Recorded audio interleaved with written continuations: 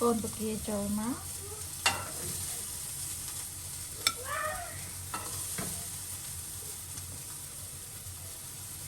អ៊ីតាមកជួយយក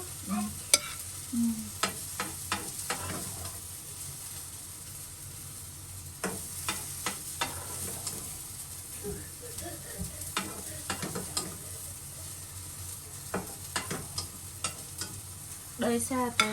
មិនទ្រុំមិនអត់ទាំងឆ្អិនណាហើយខ្ញុំមានដូចជាតសក់សាឡាត់មានការ៉ុត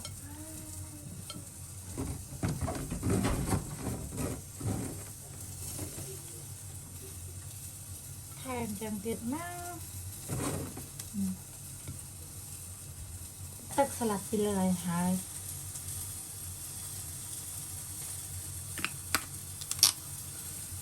អូខេបន្ទាប់មកយើងយកទ្រុំមិនយកមកទ្រុំមិនយើងឆ្អិនហើយនេះទ្រុំមិនយើងបន្ទាប់មកខ្ញុំដាក់ cheese ថែម cheese ម្ដុំទៀតមករួចជាការស្រេចនេះគឺជាអាហារពេលថ្ងៃត្រង់របស់ខ្ញុំអត់ញ៉ាំបាយទេហើយនឹងមានមីសូស៊ុបមួយចានទៀតអូខេ let's eat